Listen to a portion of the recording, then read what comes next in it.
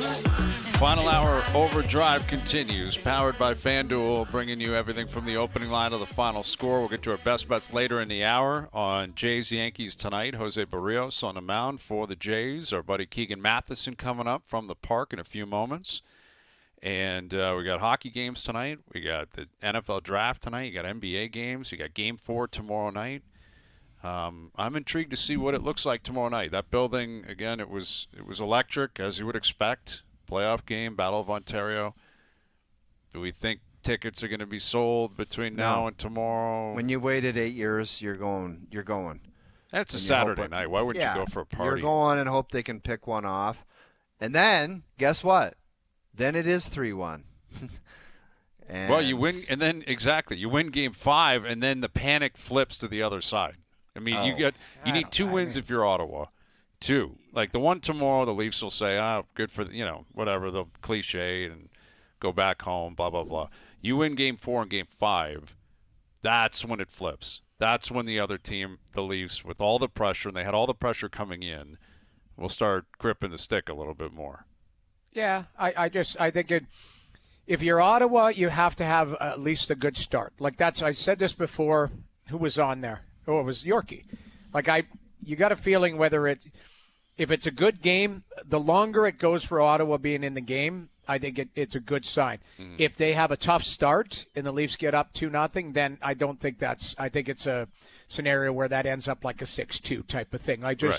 It feels that way. It becomes like a sweep game. But if it's not, if it's a hard fought, and listen, it might end up being. I've been wrong on all of these. I'm telling you. If it ends up being another overtime game and they lose in overtime, I think you can hold your head high. But it has to be a good game for them.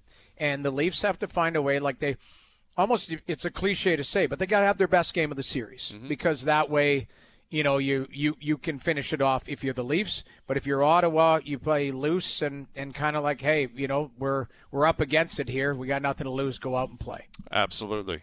Yep, and we'll see. We'll see what Berube has to say. He doesn't really change. He kind of just has the same approach, same tone all the time. And I think that's important. I wouldn't anticipate a lineup change tomorrow night. Again, I thought the Pacioretty, Domi, McMahon line looked professional, looked mature. They were physical. They threw a lot of hits. I would probably stick with that.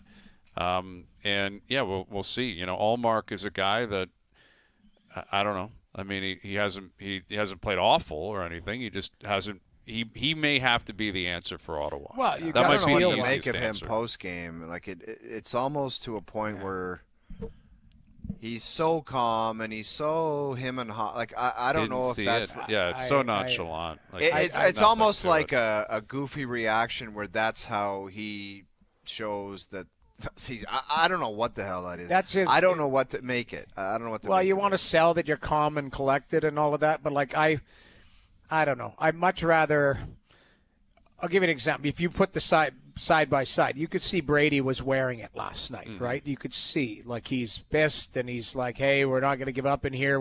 But the other way when you're trying, I feel like he's trying too hard when it comes to Allmark, trying a little bit too hard to be calm and cool and that I get it, but I also, if I'm in the room, you got to know that you're pissed. You lost in overtime. You should be pissed. I like his philosophy. He's like, hey, I'll look at it tomorrow, wake up, we'll go over it, and we'll move forward. I understand that, but you don't need to explain it to the media. This is what we're going to do, and this is what I'm going to, you just say, hey, you know what? This stings tonight. I'm going to be right back at it tomorrow. I just like goalies that are a little bit more matter of fact. Yeah. Yeah, he's trying to be philosophical in his approach. Right. It is very cool, calm, and collected. You're right, but it also it's is it really even honest? Because I hope it's not. Because you should be pissed off. You're down 3-0, and it's fascinating to see the two Tkachuk brothers. Where Matthew is so unlikable if he's not on your team, and if he's on your team, you just love him. He's he's the classic.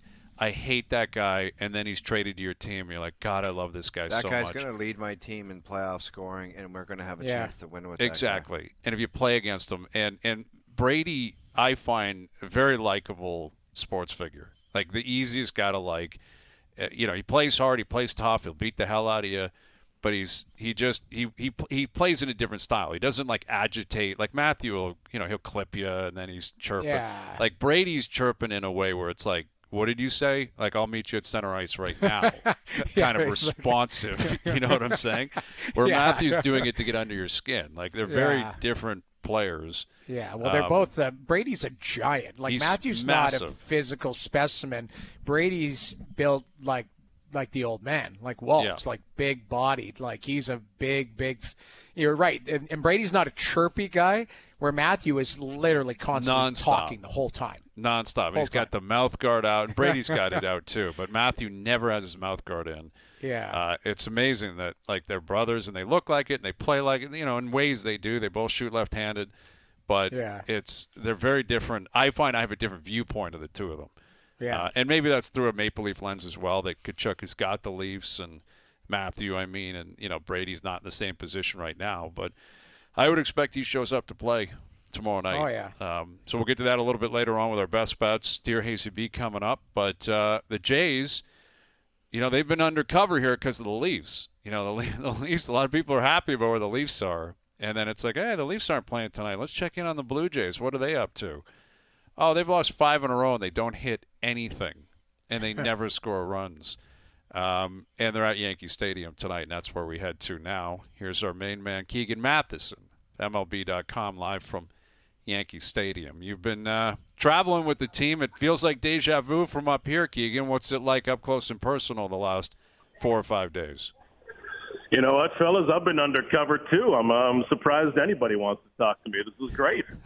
I'm happy to have it. But deja vu is right, fellas. I can even think back to the last couple of years of where I'm standing in this exact same place, having this exact same conversation with you guys about the offense over and over. It's the same conversation.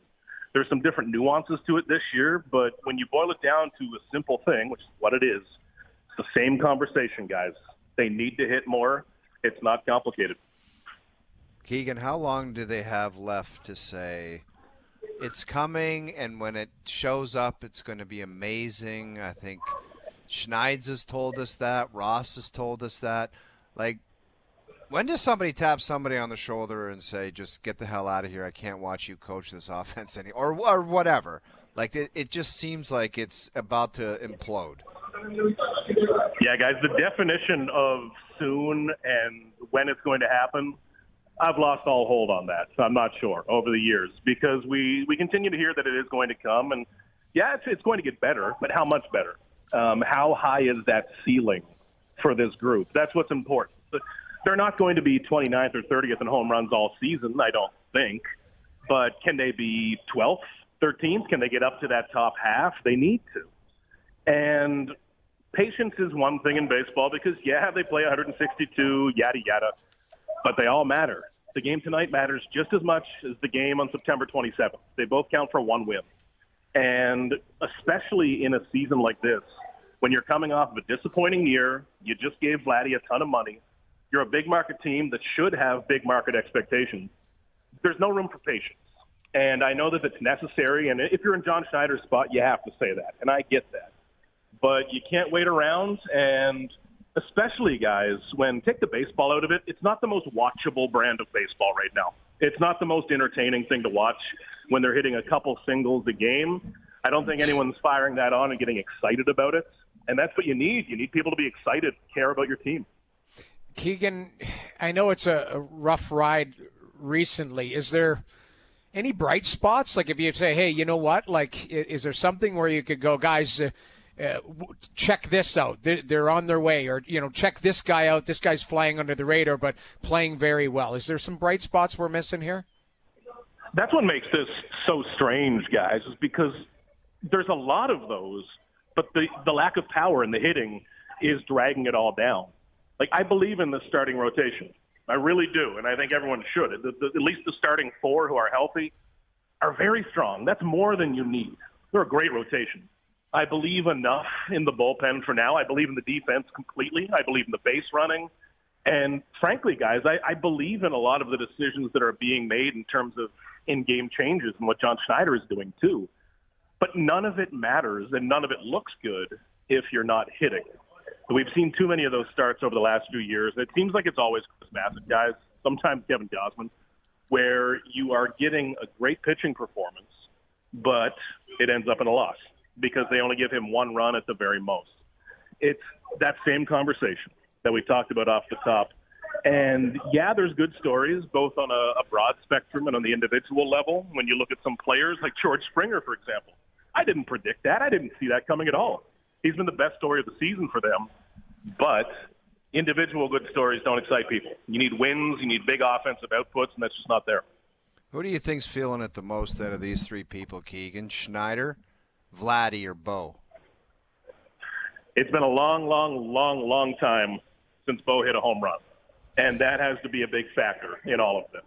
It's been going back right into the middle of last year. And well, the other guy's got one. The other guy's got $500 million coming his way, though. It's a big lead, fellas. Yeah. But I think that Bo's at the top of this lineup, and that's a guy that doesn't have his contract yet. I keep that in mind, too. Vladdy has his contract. I don't think he's satisfied and coasting whatsoever. But if you're Bo right now, I think he looked so good in spring, started off well. But you look to the top of the lineup for power, guys.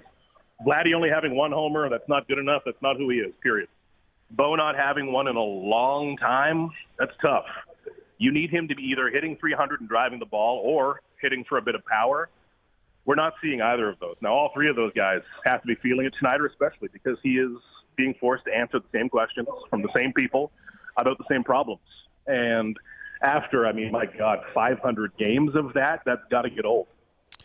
Yeah, it really does. With Keegan Matheson, Jays in New York playing the Yankees tonight. They're 12-13 on the season. They have a minus 16 run differential. You just look at the division. They've scored 88 runs. The Yankees have scored 137. And it's April still. Like, they're that far behind the Yankees in run production, and it's in April. And just the pressure that's on the rotation. Like, you got Barrios going in tonight, and he's going to face Judge, and you got to challenge Judge. But you're thinking, okay, if he gets me, who's going to pick me up? And that's where, again, the pressure on the high-end guys, because, like, Lucas hit a home run the other day. Ernie Clement has supplied some offense at times. Single here or there. You mentioned Springer. But we knew coming into this year, Keegan, we all talked about it. Bichette into Guerrero into Santander. That has to be electric. That three-pack has got to be great. And I don't think any of them have come close to expectations. And I'm not sure who has come closest to it. I guess that's a question for you. Of those three, who do you think has been the closest to what you would expect them to produce? Man, tough question, low bar. Santander has not been there. He needs to get back a little bit. He's looked better lately.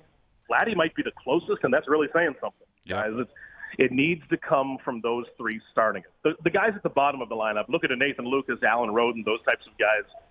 Their job is not to hit home runs and change the game. Their job is to get on base, make a mess of things, put some pressure on a pitcher. And sometimes they've done that. But this team needs power. It's a really simple problem, guys. And I know a lot goes into it, but I also sometimes I've gotten tired of the conversations around it that have kind of unnecessarily complicated it about philosophies and approaches and processes and swing decisions. There's a lot of big words being used to dance around a very simple problem, which is that there's just not enough power, period. Yeah, it's great if you can string together 5 or 6 singles, cool. But one home run, one swing does the same job as stringing together 3 or 4 of those. It's tough because you can't chase it. If you go up looking to hit a home run, you are going to be made to look like a fool in Major League Baseball. But the problem itself, it's all power. What is the timeline on Daulton Varsho and his return? Probably Tuesday, at the very earliest Sunday. Now, he is playing with Buffalo Bisons, and I think they're in Buffalo right now, so they're close by. Tomorrow looks kind of rainy and crappy here. We'll see how that plays out. I think he's ready at this point. He's been swinging forever. He looks good defensively. I think he's ready. It's time to go. But at the very latest, it looks like Tuesday. And that'll shake up the whole outfield depth a little bit, too. And Varsho has some pop, guys. He's a guy who can hit 25 over a full, healthy season. Mm-hmm. And he looked good in spring training. So it's reaching for optimism, but it's reaching season, baby. And he's coming. Yep, absolutely. Listen, they'll take anything they can get at this point after losing 5 in a row. And in New York playing the Yankees starting tonight. All right, Keegan, enjoy yourself down there. Thank you for doing this. You got her, fellas. Take care. There he is, Keegan Matheson of MLB.com. Jays Yankees tonight. Daulton Varsho should return soon, but that's the issue. You got the bats. Alejandro Kirk, our boy Al Kirk, got a big extension, big money. He has done nothing at the plate again. And there's just too many guys that have not reached expectation. And if it's George Springer or if it's Ernie Clement or Dude, it's just too Jimenez, long, that's not Hayes. good enough. Like, if you were somebody that was, like, if you were putting a timeline on watching this and saying, I can't watch this the time is now at the end of the line. Like, how long could you keep watching these guys continually go up there and not produce? Like, that's the issue. Is like that someone's head's going to carryover. roll for this if this nonsense keeps up. Because Keegan said that one thing that's most important, they're not bringing anybody in. You talked about that series in Houston. Who the hell's going to tune in? Who the hell's going to support or buy in or want to head to the Dome to watch them play when they get home if they hit 3 dribblers in a whole series? And you said it best. Houston didn't even break a sweat. Never. It was the most rudimentary pathetic series. Yeah, it really was. It was awful. Like, and they keep referencing, well, we're playing, tough pitchers, and you're not facing Randy Johnson. Dude, and it's Greg the Maddux big every leagues, night. though. Exactly. Everyone's good. Exactly. Well, but let's have a little perspective. It wasn't that long ago that they were 3 games above 500, kissing up on the Yankees, and they're in it. Yeah, we were feeling pretty good about going. Geez, Springer looks good. Pitching's held up. But I think it's the return of the same patterns, Jamie. Where you're I don't buy into this, and I don't believe they're coming out of it. That's it. Yeah. You're right, and they're below 500 now, but they were a couple games above 500, and first in the AL East. You're feeling right. pretty good. But you're right. A 5-game losing streak looks ugly regardless of what sport, you name it. It just, that's what it is. You're not happy with it, but you got to find a way to dig out. I it's think like Stuart Skinner's an individual version of what, he's had some ups where it's took a team to the Stanley Cup Finals. He's had a playoff where he got pulled 4 or 5 times. Now he's having another playoff where he can't even get to Game 3. So what is the Skinner that do you want to keep buying into him moving past this year? Do you want to take a chance with McDavid? I don't know. Yeah. Well, that's the amazing thing that we're into Game 3, and everyone collectively signs off on Calvin Pickard getting the start. Game 3 in the first round. I think you just what you need is something different. I know, but no one's saying that in Ottawa. Hey, you got to have something different. It's well, what it is. I mean, here I'll give you something different though. If they had the same effort, Game 1 is Game 2, and that's what's happened is. Ottawa lost 6-2 Game 1. You didn't love, Allmark didn't give you big saves. Mm-hmm. Yes, that was Edmonton's Game 1. The problem is they followed it up with the exact same effort where Ottawa found a way to shrink the game and get tighter. And I think guys are putting a little goalie. too much into their performance in Game 1. They had a McDavid out-of-this-world Draisaitl comeback. Yeah. They were garbage for the first 40 minutes of the game. Garbage. But my point is they've had 2 poor performances where Ottawa had 1, and then they bounced back and put it to overtime, and then last night's game, it's looked more like playoff-like desperation, solid D, make the other team work. The LA Kings aren't a very high-scoring team; they have to work to score. They've put up 12 in 2 games, so you can go, yes, the goalie's been no good. Nope, not going to argue there, but the team has been no good in front of them. So to me, they got to play playoff hockey on home ice and see what they can do. You're right. Calvin Pickard, he's not, George Vezina. He's not Hasek. But somewhere along, I think what they're doing is they've got to go to him and see what's going on. With the Jays, who is the answer there? Well, that's the thing. I mean? There's no, Varsho comes in, okay, I'll give you 4 or 5 at-bats a night, whatever. Right. But you can't. There's nothing you can do from that extent. I mean, changing a goalie is so drastic. It's so different. Or it can be anyway. You can't turn over a lineup. The Jays are built the way they're built. And I think, yes, losing 5 games, always going to sting. But Jays fans would have preferred they lost 10-9, 5 games in a row, over the way that they lost. That's how they lost is so familiar. That's what's so frustrating and triggering for Jays fans is you're like, really, guys? You get 2 hits again tonight? Go and lose. If you're going to lose 8-7. Yeah. And the bullpen blows up or something. Think about give us that. something Like different. tickets for the next home series, and you're just watching, and you're like, somebody says, "I got tickets. You want to go watch that?" And you'd be like, "Actually, no, I don't." It's not entertaining right now. No. It's not. And listen, they're a game under 500. No one's running away with anything in the American League. They're still on a hunt. You have a good weekend, and you spin things around. That's no one's suggesting otherwise. Right. But it is the entertainment business and the nature of things. It's ugly. So there's not going to be a complete turnover here. They are who they are. They're built the way they're built, and there's going to have to be internal improvement. Play better improvement for the is guys gonna that are have to be on capable its of way. it. You know? Yes. But I like the Oilers being in the position they're in, considering where they were. Like, they were in Game 7 of the Cup final, and now they're in a must-win Game 3 of the first round.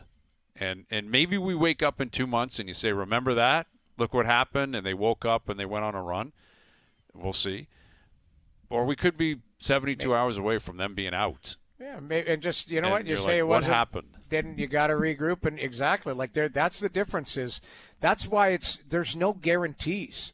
Like there's no they made it this year, but everybody, if you look at it, Zach Hyman had 54 goals. Yeah, and he's like just never looked like everything himself this year. Everything he touched went in the net last year. Mm-hmm. This year he's had to work to score goals, and then he's got injured down the stretch. Like did he even get 28 or 9 this year? What was it, 30? Did he get 30 goals? I'd have to check, but I mean he got on a roll. It just the point he was injured. Yet like these guys have they haven't Nugent had a Hopkins healthy didn't season. have a great year based on what we've seen. He had 27 goals Hyman had. And, like that's the difference is you can't have your best season every year. And to me, that you've had a lot of guys who, quote unquote, not playing up to the capabilities. Yeah. That's really what. And they're in the position they're in now. And exactly. I think, again, you're hoping that come playoff time it would flip. Snap out. Right. Yep. And it hasn't. If anything, it's exposed it even more. It's been that ugly. For the Oilers. So you got home ice, though, tonight. You got home ice in Montreal if you're the Habs. We'll see what comes out of that. Still no news on Brandon Hagel and if he's going to be suspended or fined or what. You said 3. I said 1. I think you're probably right. I think you're probably close. I don't think he's going to get 3, I guess. But I just think it's crazy to look at a guy possibly not playing the next game and that type of hit and to only say it's 1 game. I think that's where the craziness comes in the philosophy of what they're doing. It's like, look at the action, not, it's playoffs, so it's less game. That's so stupid. The only thing I would say, you guys can speak to it more because you've been in those plays. He knew what he was doing. He was going to hit him. He clearly saw the puck go around the boards, too. He knew he didn't have the puck. Like, sorry. Well, I mean, that's open for interpretation. But the point is that the puck was there, and he's looking to finish his check. I wouldn't lay this on Barkov, but at some point you're in the playoffs. Like, get ready to be hit everywhere on the ice. Like, again, that's a greasy hit by Hagel. I'm not defending him, but like the puck is right there. Like, be aware. Like, and he took advantage of him. I don't think this is it's like a 3-gamer. I think it's a 1-gamer. And unfortunately, we'll find out. I mean, we're going to find out before 1 o'clock tomorrow. I think they play at 1 o'clock. They do. And the other thing too is in watching that game, like Florida went after Kucherov. Like, they play for keeps. Kucherov was complaining to the ref, and I'm watching him. The puck was on the other side, and Luostarinen skates by and cross-checks him. And I'm like, that's what playoff hockey is. You're trying to get underneath the skin of one of the best players in the world. That's Kucherov. What's playing Tampa? They've done it a million times, the Panthers. Let that guy have the puck, and he'll beat you single-handedly the way he can. And they're not going to get beat by him. Exactly, and that's what they did at Braden Point. Same thing after the whistle. He's getting popped and that. It's not like Tampa's got no experience in that, though. That's the weird thing. They had a bunch of scrums. Like it was scrum after scrum after scrum. It's just Florida to a man plays that way in the playoffs for keeps. Yeah. And they added a Marchand, Bennett and Kachuk's back. Like, it just that's how they play. And Tampa, if they don't have an answer tomorrow, that's you're that's coming back for 3-1. Yeah, that'll be it. Florida wins tomorrow. I think that's it. 3-0. I meant not 3-1. 3. Yep. Yeah, 3-0. Best bets later in the hour. Dear Hayesy-B coming up. It's a great sports night. Again, with the Jays in action, Stanley Cup playoffs, and Boston Pizza. That's the place to be. Mail it in Friday. Brought to you by Boston Pizza, Canada's favorite sports bar this playoff season. Boston Pizza is planning the parade and has a new All-Star Playoffs menu for you to enjoy. For pizza, pints, and puck drops, visit your local Boston Pizza today. We'll get to Dear Hayesy-B and our best bets. Keep looking ahead to a busy weekend. OverDrive continues. TSN 1050 and on TSN 2. People send in a tweet. They write us for our professional advice on life things. Dear Hayesy-B, every morning my boiler has a gas leak. My wife thinks it's the baby. Dear Hayesy-B. If you want to come to Hayesy-B, I need honesty from you. Hazy, you got dumped a lot. Tell him. Grown adults with birthdays, it's asinine. All right, Dear Hayesy-B, brought to you by Boston Pizza, Canada's favorite sports bar. This playoff season, Boston Pizza's planning the parade and has an all-new All-Star Playoffs menu for you to enjoy. For pizza, pints, and puck drops, visit your local Boston Pizza today. All right, got a couple good ones here, I hope. Let's see what we got. I do. This one was just sent to me recently, and I think it's quite interesting. Dear Hayesy-B, first bachelor party next weekend. For the friend group, golf weekend in Niagara. 14 of us are about to head down. One problem, the missus is demanding her 17-year-old brother comes with the crew. We are 29. How on the rails do we have to keep things? And you know what I mean. Well, Yeah. I mean, No, you leave is him he coming down with a behind. fake ID? Is he Yeah, coming he's to the 17. bar? Leave him I at mean, home. There's no, I don't understand. You can't send the message of demand. There's no demand. You just say, we're not bringing some 17-year-old on a manly man trip. Yeah, you just got to step up and say, I'm sorry. If he Yeah. wants to come down and play golf and then go home, We're not that's taking this possible. guy to the Downer Exactly. in Niagara. Like anyone that's going Yeah. to Niagara for the bachelor party, Yeah, they're Some going of the to guy- Lundy's Lane. Is that what it's some called? of the guys are going somewhere, and that's Yeah. just a fact. And he's Yeah. not going, and it's just not going to happen. So, yeah, you can say, I think there's a way to, have your cake and eat it too. Come on down. Obviously, he's got to be in your group, right? You got to man up here. There's no, hey, you're going to play with other guys in a different foursome. He's got to be in your group. You set him Yeah. up, play golf, send him home. That's the way it goes. Yeah, But he can't stay for the night. You're going out for dinner and drinks and bars. You can't have it. I agree. You bring 17, him down. no way. You bring him down, let him golf with the boys during the day, have a few chuckles, and then you car service him home. See you like later. You make sure he gets home, and then the boys continue on. Yes. I will admit this. I went to a bachelor party when I was 17 in L.A. I got invited. In L.A., that's 21 you got to be to get into the bars down there. My parents allowed me to go. They bought me the flight. I don't know why. Nice. That's Now, big time. It just actually dawned on me. I was like, I went to a bachelor party when I was 17. Was it one of your brothers? No, it was my former coach from the Spokane Chiefs. He was older, and we stayed in touch. And he's like, "Hey, I'm getting married. You want to come down?" I went down, flew down, and went to his bachelor party. Oh, that's unreal. And it was insanity. Now that I think about it, there were things I shouldn't have seen at that age. That's for sure. But Yeah. I definitely do not want this guy to. He should go during the day, and at There night you he go. should leave. Take it from Noodle's experience Yeah, I've in been there. West Hollywood as a 17-year-old. Oh, we're talking Don't do it. Hollywood Hills type of thing. It was not good. Okay. Yeah. All right. Noodles, I'd like you to start on this one. Dear Okay. Hayesy-B, Sens fan here. Do I go Saturday night or try to capitalize on the money aspect of it and try to get rid of these ticks to a desperate Leaf fan that wants to see their team advance? I can't really speak to this because I've been actually talking to people in Ottawa today, reading online, all of that type of stuff. There's mixed feelings about people, of how excited they were about last night. And regardless if they saw their team lose, that was a hell of a game, and it was a pretty great People atmosphere. said the fans weren't excited enough? No. Saying last night was a great experience, even though they lost. Why would you give that up again? Like that's kind of what they've been saying is like, why, go to the game. We haven't had it in 8 years. What, Yeah. you're going to sell your ticket because you think they would lose or whatever? Like, to me, I most of the fans, again, that I've been back and forth with and talking to today are saying don't sell your ticket. They're saying, like if you have tickets, go, because you haven't seen a playoff game in 8 years. You see one, and then you decide I'm going to sell it. Shaking his Well, head. here's what I'm saying. I'll believe it when I see it. Here comes the biggest jerk comment of the week. No, believe it I when think I there see are it. people that are going to sell. Absolutely, they are. And I think anyone, hey, you don't sell your, yeah, here, I'll take 500. Like, that's what's coming. Because Yeah. I think Ottawa Senator fans cannot believe that it's going to happen again. Because we had Yorkie on a couple hours ago. It's like if you get swept by Tampa, Florida, Boston, the rain. It's Toronto, and there's going to be more Leaf fans there tomorrow. Everyone knows it. Everyone knows it. And if the Leafs win and they sweep Ottawa, the Leaf fans are going to be so obnoxious and so over the top that. So you're saying who wants to maybe be a Well, part I mean, of listen, I get it. You want to have faith in your team. You want to go have a good party. I think I can understand it both ways, is what I'm Right. saying. I'm not going to hold it against someone for saying, I'm actually such a fan. I don't want to experience that.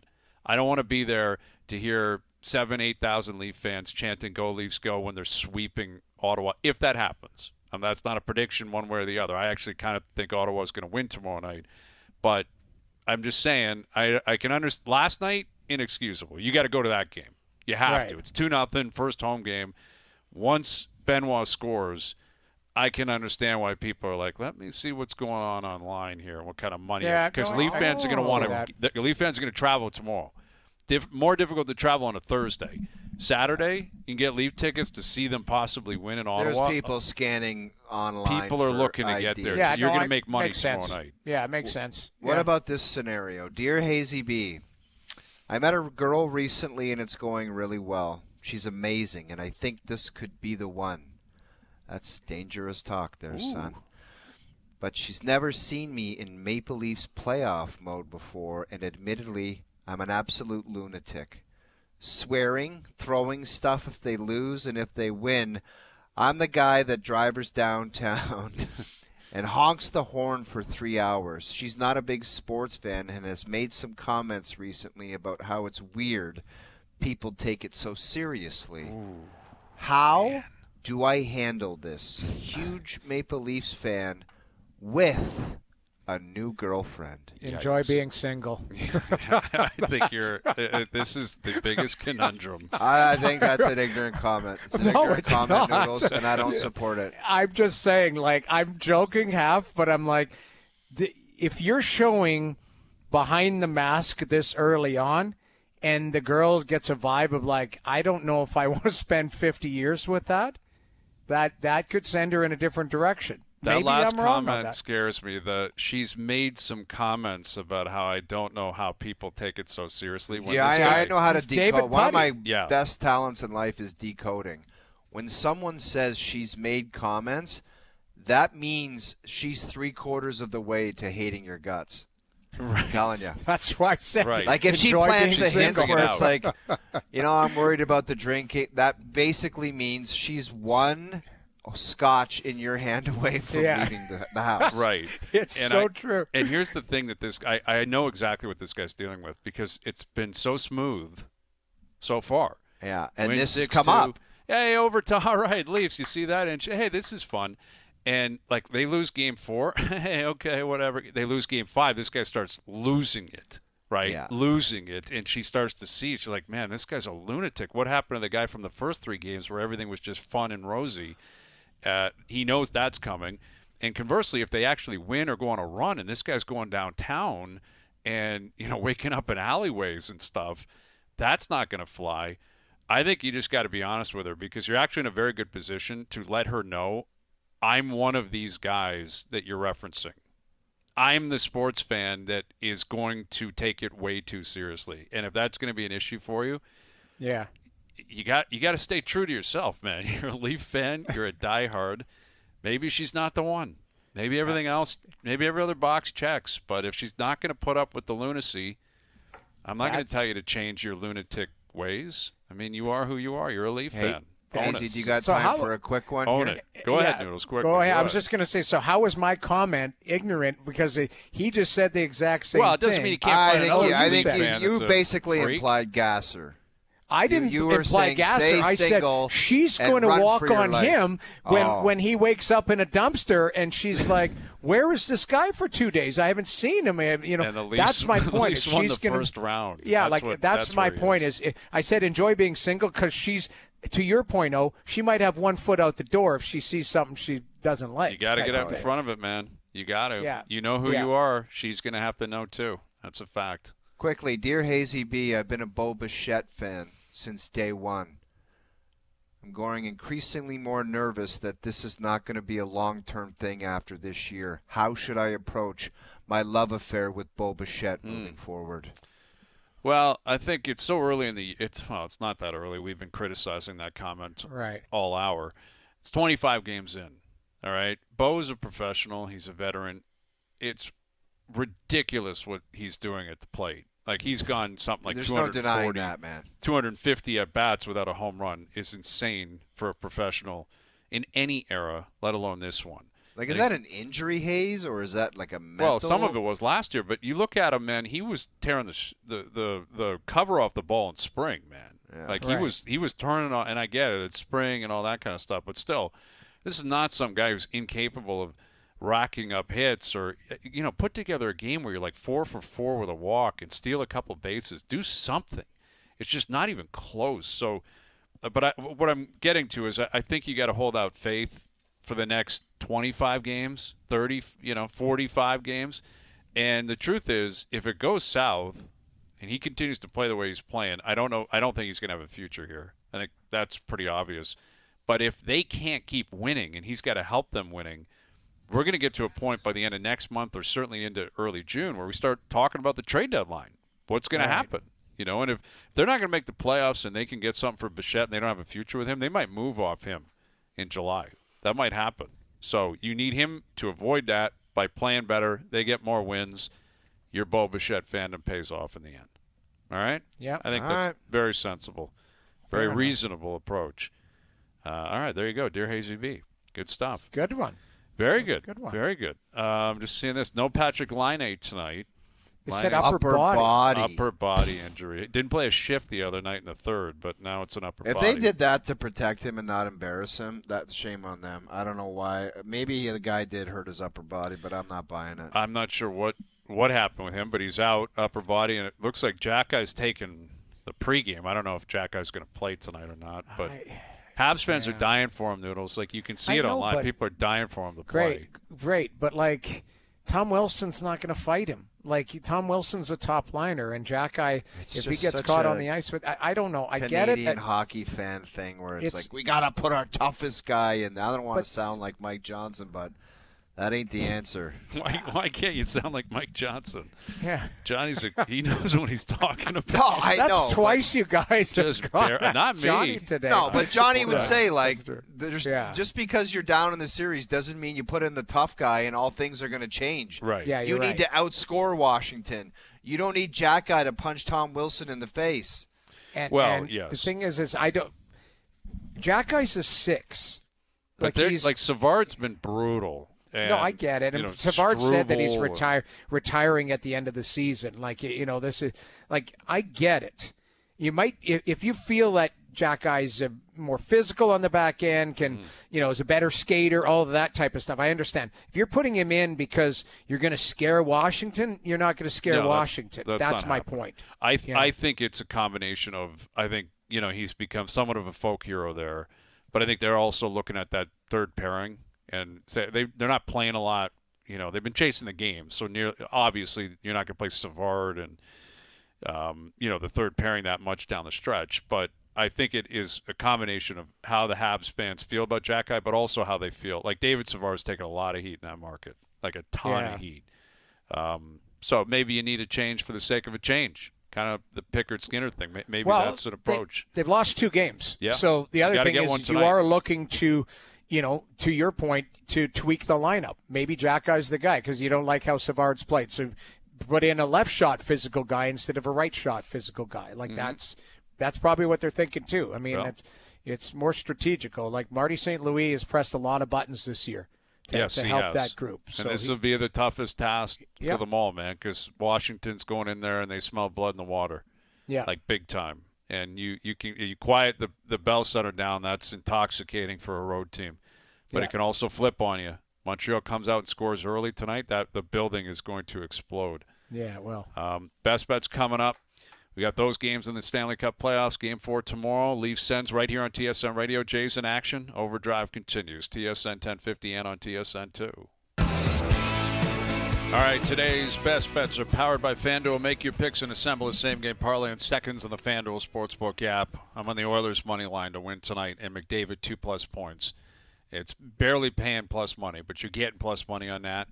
I just feel like the Oilers, you got to bounce back, man. You have to. You cannot be in a situation where McDavid and Draisaitl and the Oilers are down 3-0 in the first round. I just can't see it. I think they have a massive response, and I think it is led by the best player in the world tonight. That happens if they go down 3 Cobb and ultimately get punted. That's 2 months worth of material. Oh, it's going to be crazy, man. When you consider the full analysis of the last offseason, the Struddy reaction for to a the month Cup. straight. Yeah, exactly. And what they do. How do you handle this in the future? What do you do next? Who do you go get? Yeah. Who has to pay the price? Yeah, I mean, there would be people. Well, I don't think people will pay the price because they just brought that Bowman in. Like, I still, there's so much to unpack there. Like Ken Holland, I think they jammed him up, and they had some arrogance. Why? You got a great guy. You got a Hall of Fame person, hockey person. And they let him walk. That's what I mean. Like, I think you're agreeing with me. Like they walked him out. And like this guy, by all accounts, wanted to sign Broberg and Holloway. And they took a lot of control away from him. Like, it sounds like they kind of internally pushed him out. I don't know the whole that's story. That's what we're thinking. That's somebody should pay a price for that. That's stupid.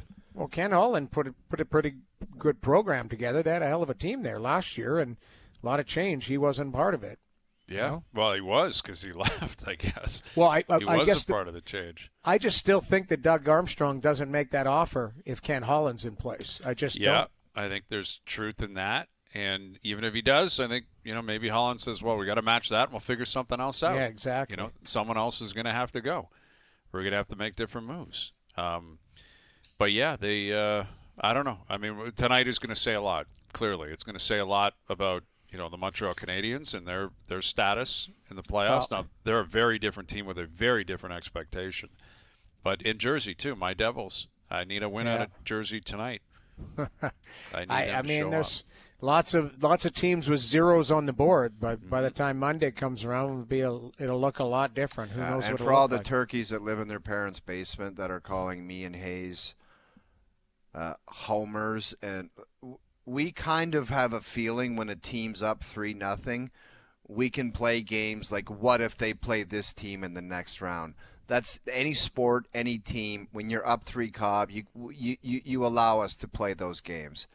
It's 3-0. Sorry, it doesn't look good for your. If you're a Sens fan, that's the way we do business. We don't care what team it is. You're at a big advantage being up 3 Cobb.